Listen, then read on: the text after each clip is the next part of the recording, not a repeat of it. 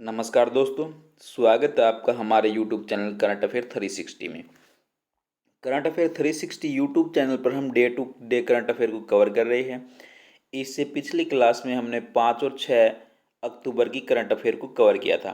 आज हम 7 अक्टूबर की करंट अफेयर को कवर करेंगे। और आप करंट अफेयर की PDF के लिए हमारे टेलीग्राम चैनल करंट अफेयर 360 के नाम से इसके साथ जुड़ सकते हैं। और हमारी डेली करंट अफेयर की क्लास के लिए और जो भी 2021 की इम्पोर्टेंट टॉपिक की करंट अफेयर है उनके लिए आप हमारे यूट्यूब चैनल करंट अफेयर 360 के साथ जुड़ सकते हैं। इससे आपको बहुत ही बेनिफिट होगा। जितना भी आपको करंट अफेयर का पोर्शन करवाया जा रहा है सारा फ्री ऑफ कॉस्ट है। PDF भी आपको टेलीग्राम चैनल में मिल जाएगी। तो आइए अब हम देखते हैं 7 अक्टूबर के करंट अफेयर को डिटेल में। अटल बिहारी वाजपेयी के पूर्व निजी सचिव शक्ति सिन्हा का निधन। जो अटल बिहारी वाजपेयी थे उनके पूर्व निजी सचिव थे शक्ति सिन्हा, उनका निधन हो गया। शक्ति सिन्हा पूर्व अधिकारी और शिक्षाविद जो दिग्वंत प्रधानमंत्री अटल बिहारी वाजपेयी के निजी सचिव थे उनका निधन हो गया। 1979 बैच के IAS अधिकारी Sinha Nehru memorial museum and library के पूर्व निदेशक थे। किसके? जो नेहरू मेमोरियल और म्यूजियम एंड लाइब्रेरी है उसके वे पूर्व निदेशक भी थे। उन्होंने 1996 से 99 के बीच वाजपेयी के साथ मिलकर काम किया था। वाजपेयी दी ईयर्स दैट चेंज इंडिया नामक एक संस्मरण भी लिखा था। उन्होंने एक संस्मरण भी लिखा था। क्या नाम था उसका? वाजपेयी दी ईयर्स दैट चेंज इंडिया। आगे हमारा रसायन विज्ञान में नोबेल पुरस्कार 2021 की घोषणा। जो रसायन विज्ञान 2021 का नोबेल पुरस्कार है उसकी घोषणा कर दी गई है। रसायन विज्ञान में नोबेल पुरस्कार 2021 को संयुक्त रूप से किसको दिया गया? ये बेंजामिन लिस्ट और डेविड WC मैकमिलन को एसीमेट्रिक ऑर्गेनिक कैटालिसिस के विकास के लिए, किसके लिए? एसीमेट्रिक ऑर्गन कैटालिसिस के विकास के लिए दिया गया है। इन्हें फार्मास्यूटिकल अनुसंधान पर बहुत प्रभाव डाला है और रसायन विज्ञान को हरित बना दिया है। Royal Swedish academy of sciences ने रसायन विज्ञान में 2021 का नोबेल पुरस्कार देने का फैसला किया। उत्प्रेरक इस प्रकार के रसायनों के लिए मौलिक उपकरण है, लेकिन शोधकर्ता लंबे समय से मानते थे कि सिद्धांत रूप में केवल 2 प्रकार के उत्प्रेरक धातु एवं एंजाइम उपलब्ध है। जो सिद्धांत करता है उनका क्या मानना था कि 2 उत्प्रेरक है वो 2 प्रकार के होते हैं। कौन से? एक धातु और एक एंजाइम। लेकिन रसायनों ने जो हमारे रसायनज्ञ है उन्होंने एक मौलिक उपकरण भी निकाला है जो उत्प्रेरक है। बेंजामिन लिस्ट और डेविड मैकमिलन को 2021 में रसायन विज्ञान के नोबेल पुरस्कार से सम्मानित किया, क्योंकि 2000 में उन्होंने एक दूसरे से स्वतंत्र होकर तीसरे प्रकार के कैटालिसिस का विकास किया था। कि उन्होंने तीसरे प्रकार का एक कैटालिसिस है उसका विकास किया था। इसे एसीमेट्रिक ऑर्गन कैटालिसिस कहा जाता है। यह छोटे कार्बनिक अणुओं पर बनता है। कहाँ पर बनता है? ये छोटे कार्बनिक अणु होते हैं वहां पर बनता है। क्या? Asymmetric organic catalysis. आगे हमारा मनसुख मांडविया ICMR पर ड्रोन आधारित वैक्सीन वितरण मॉडल आई ड्रोन लॉन्च। जो ड्रोन के द्वारा जो वैक्सीन का वितरण करना है उसका जो एक मॉडल है वो किसने लॉन्च किया है? मनसुख मांडविया ने। क्या नाम है उसका? आई ड्रोन। केंद्रीय स्वास्थ्य और परिवार कल्याण मंत्री मनसुख मांडविया ने पूर्वोत्तर राज्यों के लिए ड्रोन आधारित vaccine delivery model I drone launch किया। क्या नाम है इसका? आई ड्रोन। और कौन से राज्यों के लिए किया गया? ये पूर्वोत्तर राज्यों के लिए। आई ड्रोन को भारतीय आयुर्विज्ञान अनुसंधान परिषद द्वारा विकसित किया गया है। किसके द्वारा विकसित किया गया है इसको? ICMR के द्वारा। आगे हमारा आई ड्रोन का मतलब ICMR का ड्रोन रिस्पॉन्स और नॉर्थ ईस्ट में आउटरीच है। इस उपकरण का मुख्य उद्देश्य भारतीय कठिन और दुर्गम इलाकों में वैक्सीन वितरण की सुविधा प्रदान करना है। इसका उद्देश्य क्या, भारतीय कठिन और दुर्गम इलाके हैं जहां पर ट्रांसपोर्टेशन की सुविधा बहुत कम है, वहां से इस ड्रोन की सुविधा से वैक्सीन के वितरण में आसानी हो। अंतिम मील तक स्वास्थ्य सेवा की सुधार का पहुंच करना है। वर्तमान में ड्रोन आधारित वितरण परियोजना मणिपुर सबसे पहले किन राज्यों में लागू होगी? मणिपुर, नागालैंड, अंडमान और निकोबार द्वीप में केंद्र शासित प्रदेश में लागू की जा रही है। आईसीएमआर ने टीकों को सुरक्षित रूप से ले जाने और स्थानांतरित करने के लिए ड्रोन की अक्षमता का परीक्षण करने के लिए प्रारंभिक अध्ययन करने के लिए भारतीय प्रौद्योगिकी संस्थान कानपुर के साथ सहयोग किया। किसके साथ? जो भारतीय प्रौद्योगिकी संस्थान है कानपुर के साथ उन्होंने सहयोग किया है। आगे हमारा जीआई टैग मिठाई मिही दाना बहरीन को निर्यात की गई। एक मिठाई है जिसका नाम क्या है? मिही दाना। यह पहली बार किस देश को निर्यात की गई? बहरीन को। पश्चिमी बंगाल के बर्धमान से भौगोलिक संकेत टैग की गई मिठाई मिही दाना की पहली खेप बहरीन साम्राज्य को निर्यात की गई। यह विश्व स्तर पर भारत के स्वदेशी और भौगोलिक पहचान जीआई टैग के किए गए उत्पादों को बढ़ावा देने के प्रयास का हिस्सा है। जितने भी उत्पाद है भारत के उनको भौगोलिक संकेत मिला है, उनको उत्पादों को बढ़ावा देने के जो प्रयास है उनका एक ये हिस्सा है। आगे हमारा उत्पाद का निर्यात किसके द्वारा किया गया? एपीडा पंजीकृत मेमर्स डीएम एंटरप्राइजेज कोलकाता द्वारा किया गया था। पश्चिमी बंगाल के बर्धमान को मिही दाना मिठाइयों के लिए 2017 में जीआई टैग मिला था। कब जीआई टैग मिला था इसको? 2017 में। एक जीआई टैग एक विशिष्ट भौगोलिक मूल को दर्शाता है और उस मूल के कारण गुण या प्रतिष्ठा रखता है। किसको दर्शाता हो? एक विशिष्ट भौगोलिक मूल को। आगे हमारा भारत जापान 5वां द्विपक्षीय समुद्री अभ्यास GMAX-21 शुरू। भारत और जापान के बीच 5वां द्विपक्षीय समुद्री अभियान GMAX-21 शुरू हुआ है। भारत और जापान का पांचवा संस्करण समुद्री द्विपक्षीय अभ्यास GMAX 6 अक्टूबर से 8 अक्टूबर 2021 तक अरब सागर में आयोजित किया जाएगा। भारतीय नौसेना का प्रतिनिधित्व स्वदेश निर्मित गाइडेड मिसाइल। भारतीय सेना का प्रतिनिधित्व कौन करेगा? स्वदेश निर्मित, देश में ही बनाई गई guided missile stealth destroyed Kochi, guided missile frigate Tegh, P-8I long range maritime petrol aircraft, Dornier maritime petrol aircraft, integral helicopter और MiG-29 के फाइटर एयरक्राफ्ट द्वारा किया जाता है। भारतीय नौसेना और Japan maritime self defence force के बीच GMAX श्रृंखला अभ्यास 2012 से आयोजित किए जा रहे। कब शुरू किए गए थे ये?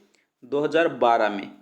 GMAX-21 का उद्देश्य समुद्री संचालन के पूरे स्पेक्ट्रम के कई उन्नत अभ्यासों के संचालन के माध्यम से परिचालन प्रक्रियाओं की एक समान समझ विकसित करना और अंतर संचालन अक्षमता को बढ़ाना है। यह दोनों नौसेनाओं के बीच सहयोग और आपसी विश्वास को बढ़ाएगा।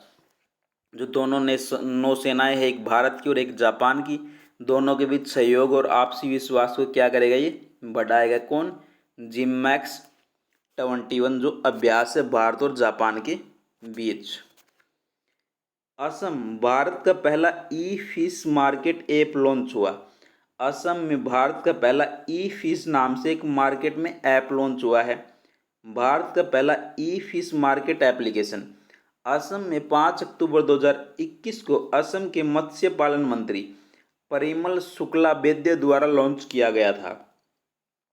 ऐप फिश वाले एक्वाकल्चर के लिए वन स्टॉप सॉल्यूशन प्रदान करेगा। जितना भी फिश वाले या एक्वाकल्चर है उन सभी के लिए एक वन स्टॉप सॉल्यूशन है। ये खरीदारों और विक्रेताओं दोनों को मछली, जलीय जीव उपकरण और दवा, मछली फीड और मछली बीज ऑनलाइन ऑर्डर करने और बेचने में मदद करेगा। आगे है हमारा तमिलनाडु सरकार अनिवासी तमिलों के लिए एक कल्याण बोर्ड की स्थापना। जो तमिलनाडु की सरकार है उन्होंने अनिवासी तमिलों के लिए एक कल्याण बोर्ड की स्थापना की है। तमिलनाडु सरकार ने अनिवासी तमिलों के लिए एक कल्याण बोर्ड का गठन किया है। इसे 5 करोड़ रुपए की लागत से स्थापित किया जाएगा और बोर्ड को सालाना 3 करोड़ रुपए की राशि आवंटित की जाएगी। 5 करोड़ को इसको शुरुआत में मिलेंगे, फिर सालाना के हिसाब से 3 करोड़ हर साल मिलेंगे। सभी विवरणों के साथ एक अलग डेटाबेस बनाया जाएगा। दुनिया भर में मौजूद 60 से अधिक तमिल संघों के समन्वय के लिए 12 जनवरी को विश्व अनिवासी तमिल दिवस के रूप में मनाया जाएगा। कब? जो 12 जनवरी है उसको विश्व अनिवासी तमिल दिवस के रूप में मनाया जाएगा। आगे हमारे मैग्सन कार्लसन मेल्ट वाटर चैंपियन शतरंज टूर खिताब जीता। जो मैग्नस कार्लसन है उन्होंने मेल्ट वाटर चैंपियनशिप शतरंज टूर खिताब जीता है। विश्व शतरंज चैंपियनशिप मैग्नस कार्लसन ने फाइनल में अपूर्णीय टोकन ट्रॉफी और $1 लाख का दावा करने के लिए उद्घाटन मेल्ट वाटर चैंपियन शतरंज टूर जीता। 10 महीने तक चलने वाले ऑनलाइन शतरंज टूर्नामेंट का आयोजन 22 नवंबर 2020 से 4 अक्टूबर 2021 तक 10 महीने तक चला है। ये 22 नवंबर 2020 को शुरू हुआ था और 4 अक्टूबर 2021 को समाप्त हुआ। कहाँ पर चल रहा था ये? chess24.com पर। टूर्नामेंट को फीडे द्वारा रेट नहीं किया गया। MCCT दौरे में कुल 10 टूर्नामेंट शामिल थे। 2021 मेल्ट वाटर चैंपियंस शतरंज टूर के इतिहास में सबसे ज़्यादा देखी जाने वाली ऑनलाइन शतरंज प्रतियोगिता थी। 2021 में इसको सबसे ज़्यादा देखा गया। मैग्नस कार्लसन अब तक दुनिया में निर्विवाद रूप से सर्वश्रेष्ठ ऑनलाइन शतरंज खिलाड़ी माने जाते हैं। ये दुनिया के सबसे सर्वश्रेष्ठ ऑनलाइन शतरंज खिलाड़ी है कौन? Magnus Carlsen. अब देखते हम आगे। प्रोफेसर एरिक हनुसेक और डॉक्टर रुक्मणी बनर्जी 2021 के यदान पुरस्कार से सम्मानित। एक तो हमारे प्रोफेसर एरिक हनुसेक और एक डॉक्टर रुक्मणी बनर्जी, दोनों को 2021 का यदान पुरस्कार दिया गया है। प्रोफेसर एरिक हनुसेक और डॉक्टर रुक्मणी बनर्जी को बड़े पैमाने पर स्कूलों में सीखने के परिणामों में सुधार के लिए शिक्षा के विकास हेतु 2021 का यदान पुरस्कार से सम्मानित किया। किसमें? शिक्षा के विकास के लिए इनको ये पुरस्कार दिया गया है। आगे हमारा यदान पुरस्कार दुनिया का सर्वश्रेष्ठ शिक्षा सम्मान है। ये क्या है? दुनिया का सबसे सर्वश्रेष्ठ शिक्षा का सम्मान कौन सा है? यदान पुरस्कार। शिक्षा की गुणवत्ता में सुधार और शिक्षार्थियों के लिए बड़े पैमाने पर परिणामों से संबंधित शिक्षा पहले के एक महत्वपूर्ण टुकड़े को संबोधित करने वाले उनके अभूतपूर्व कार्य की मान्यता दी है। शिक्षा के माध्यम से एक बेहतर दुनिया बनाने के लिए 2016 में चार्ल्स जेन यदान द्वारा यदान पुरस्कार की स्थापना की गई थी। किसके द्वारा? चार्ल्स चेन द्वारा इसकी स्थापना की गई थी। यदान पुरस्कार विजेता को एक स्वर्ण पदक और 3.9 मिलियन की राशि प्राप्त होती। कितनी? $3.9 मिलियन की राशि प्राप्त होती है। आगे हमारा उपराष्ट्रपति महाबाहु ब्रह्मपुत्र नदी पर विरासत केंद्र का उद्घाटन किया। जो उपराष्ट्रपति वेंकैया नायडू है उन्होंने महाबाहु ब्रह्मपुत्र नदी पर एक विरासत केंद्र का उद्घाटन किया है। उपराष्ट्रपति वेंकैया नायडू ने असम राज्य के गुवाहाटी में राज्यपाल जगदीश मुखी, मुख्यमंत्री हिमंता बिस्वा शर्मा की उपस्थिति में महाबाहु ब्रह्मपुत्र नदी पर विरासत केंद्र का उद्घाटन किया। केंद्र मूल रूप से कामरूप के ब्रिटिश उपायुक्त के निवास के रूप में कार्य करता था। किसके? एक ब्रिटिश उपायुक्त के निवास के रूप में यहाँ पर कार्य किया जाता था। आगे हमारा इसके निर्माण में लगभग 150 साल। कितने साल लगे इसके निर्माण में? 150 साल। गुवाहाटी के प्रतिष्ठित डीसी बंगले को एक विरासत केंद्र के रूप में जनता के लिए खोल दिया है। ये एक डीसी का बंगला था जिसको विरासत केंद्र के रूप में जनता के लिए खोल दिया गया है। 1826 में यादाम्बू की संधि के बाद अंग्रेजों द्वारा असम पर कब्जा करने के बाद 1839 में गुवाहाटी के डीसी का पद सृजित किया था। कब बना था ये? 1839 में। ब्रह्मपुत्र के तट पर बरफुकनार टिल्ला से पहले डीसी निवास के लिए कई स्थलों पर सर्वेक्षण किया गया था, जहां सरायघाट की लड़ाई में इस्तेमाल की गई तोपें बिखरी हुई थी को चुना गया था। आज़ादी के बाद 2011 तक यह डीसी का बंगला बना रहा। 2011 तक यह डीसी का बंगला था। आगे देखते हैं, रोहित शर्मा T20 क्रिकेट में 400 छक्के मारने वाले पहले भारतीय खिलाड़ी बने। जो रोहित शर्मा है उन्होंने T20 क्रिकेट में 400 छक्के पूरे किए हैं और यह कमाल करने वाले वे भारत के पहले खिलाड़ी है। रोहित शर्मा ने T20 क्रिकेट में 400 छक्के लगाए और ये कमाल करने वाले वे पहले भारतीय बल्लेबाज बनने का गौरव हासिल करते हुए इतिहास रच दिया। रोहित शर्मा ने अपने T20 कैरियर में 355वें मैच में ये उपलब्धि हासिल की और 400 छक्के पूरे की। कौन से मैच में? 355वें मैच में। वही T20 क्रिकेट में वे 400 छक्के लगाने का आंकड़ा छूने वाले दुनिया के 7वें बल्लेबाज हैं और वे दुनिया के 7वें बल्लेबाज हैं जिन्होंने T20 क्रिकेट में 400 छक्के लगाए हैं। T20 क्रिकेट में सबसे ज़्यादा छक्के लगाने के मामले में पहले नंबर पर क्रिस गेल है, जिसके नाम अब तक 1042। सबसे ज़्यादा छक्के किसने लगाए? क्रिस गेल ने। कितने? 1042 छक्के उनके नाम पर दर्ज है। तो वहीं 758 छक्कों के साथ किरेन पोलार्ड दूसरे नंबर पर और आंद्रे रसेल 510 छक्कों के साथ तीसरे नंबर पर है। सारे के सारे वेस्ट इंडीज। आगे हमारा विराट कोहली फायर बोल्ट का ब्रांड एम्बेसडर नियुक्त किया गया है। फायर बोल्ट ने विराट कोहली को अपना नया ब्रांड एम्बेसडर नियुक्त करने की घोषणा की है। कोहली देसी ब्रांड के विभिन्न मार्केटिंग, विज्ञापन और समर्थन अभियानों में भाग लेंगे। जितने भी फायर बोल्ट के विभिन्न मार्केटिंग संबंधी विज्ञापन या समर्थन में जो भी अभियान होंगे उन सभी में विराट कोहली भाग लेंगे। फायरबोल्ट कपड़े, गेमिंग, ऑडियो की एक ब्रांड है जो प्रीमियम गुणवत्ता वाले ऑडियो, फिटनेस, फैशन उत्पादों की पेशकश करती है। इसकी स्थापना अर्णव किशोर और आयुषी किशोर ने की थी। किसने की थी इसकी स्थापना? अर्णव किशोर और आयुषी किशोर ने। आगे हमारा ऐश्वर्य तोमर जूनियर वर्ल्ड चैंपियनशिप में गोल्ड मेडल जीता। जो ऐश्वर्य तोमर है उन्होंने जूनियर वर्ल्ड चैंपियनशिप में गोल्ड मेडल जीता है।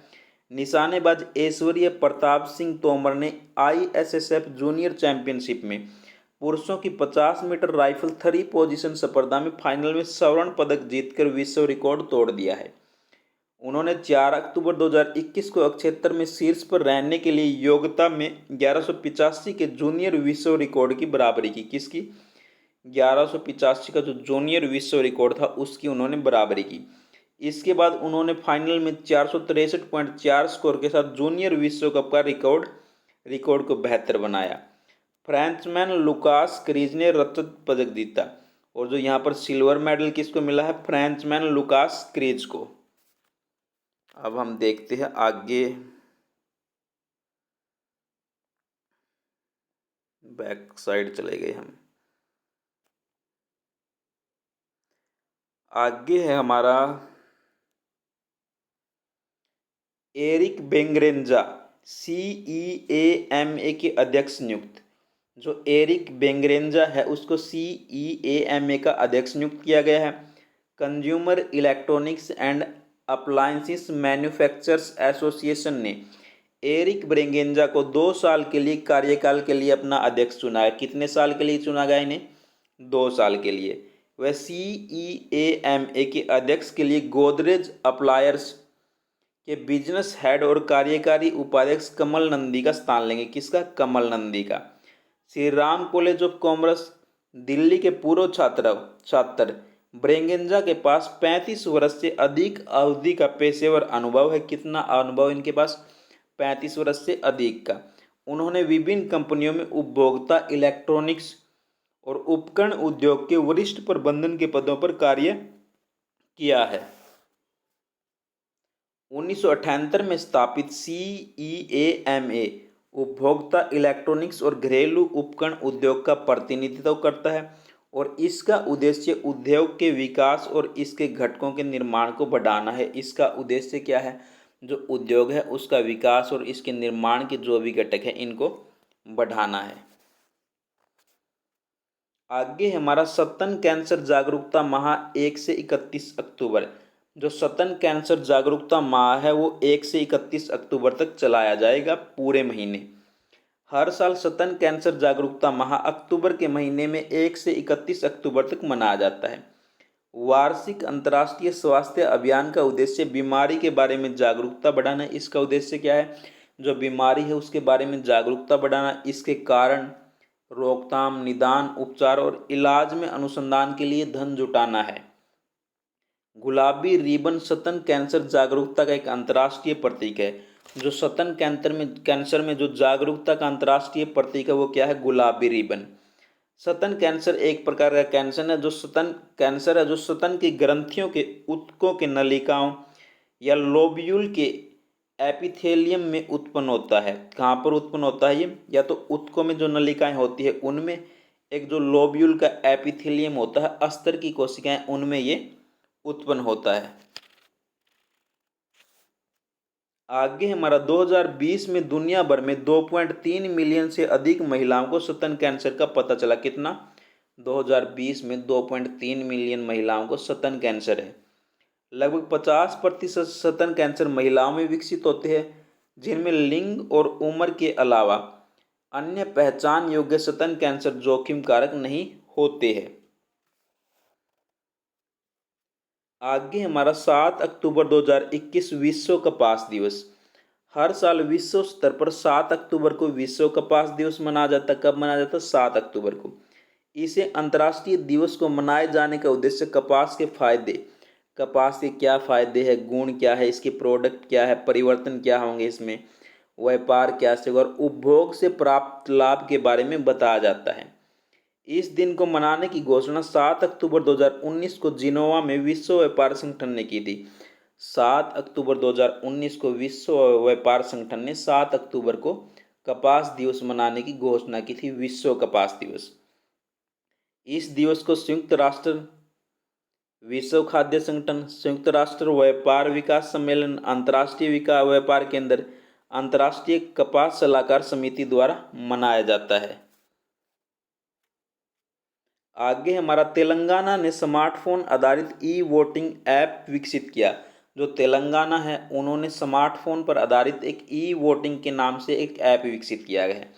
तेलंगाना ने बुधवार को कहा कि उन्होंने कोविड-19 महामारी को ध्यान में रखते हुए देश का पहला स्मार्टफोन आधारित ई वोटिंग ऐप विकसित किया है। किसको? कोविड-19 को ध्यान में रखते हुए। तेलंगाना सरकार ने एक बयान में कहा कि इस ऐप को सफलतापूर्वक विकसित कर लिया है। इसका परीक्षण करने के लिए खम्मम जिले में नकली डमी चुनाव कराया जा रहा है। परीक्षण के लिए नकली चुनाव भी करवाया जा रहा है, जिसके लिए ऐप पर 8 से 18 अक्टूबर के बीच पंजीकरण किया जाएगा और 20 अक्टूबर को कृत्रिम मतदान होगा। इस पहल पर तेलंगाना राज्य निर्वाचन आयोग द्वारा राज्य के सूचना प्रौद्योगिकी विभाग और centre for development of advanced computing के साथ मिलकर क्रियान्वयन किया जा रहा है। इन दोनों ने मिलकर ये बनाया है। इस पहल का मकसद मतदाताओं को उन वर्ग के लिए मतदान की सुविधा उपलब्ध कराना जिनमें दिव्यांग लोग, वरिष्ठ नागरिक, अधिसूचित आवश्यक सेवाओं में कार्यरत नागरिक, बीमार लोग, मतदान कर्मी और आईटी पेशेवर अन्य शामिल है। ये सारे के सारे इसमें आएंगे। आगे हमारा विश्व की पहली मलेरिया वैक्सीन को WHO ने मंजूरी दी। दुनिया की पहली मलेरिया वैक्सीन बन गई है और जिसको WHO ने मंजूरी भी दे दी है। विश्व स्वास्थ्य संगठन ने बुधवार को RTS-SAS01 मलेरिया वैक्सीन को मंजूरी दे दी है। यह वैक्सीन मच्छर जनित बीमारी के खिलाफ विश्व का पहला टीका है।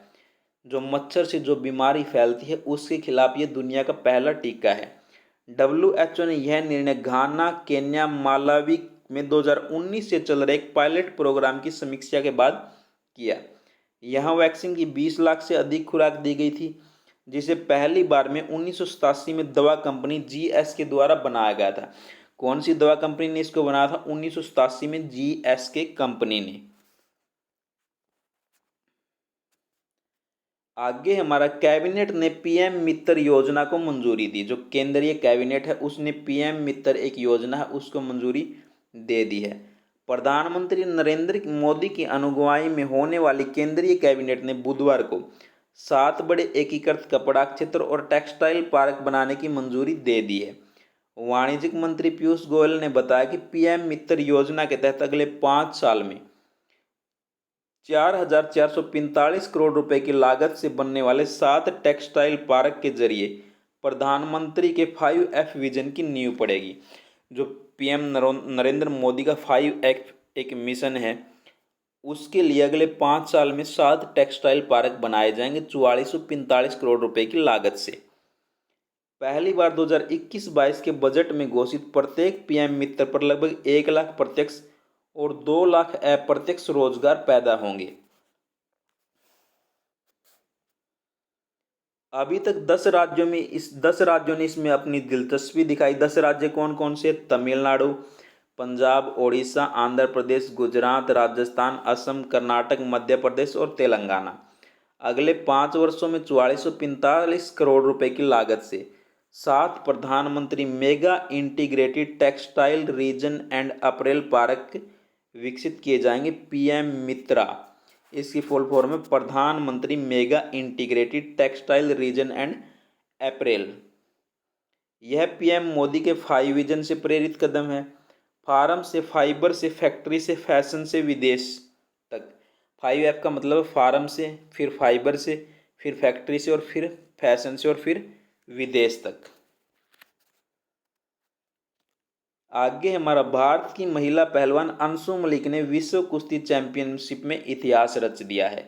उन्होंने 57 किलो बार वर्ग में फाइनल मैच में जगह बना ली है। अंशु मलिक पहली भारतीय महिला खिलाड़ी जिन्होंने विश्व चैंपियनशिप के फाइनल में जगह बनाई। ये पहली भारतीय खिलाड़ी है, महिला खिलाड़ी है जिन्होंने कुश्ती के विश्व चैंपियनशिप में फाइनल में जगह बनाई है।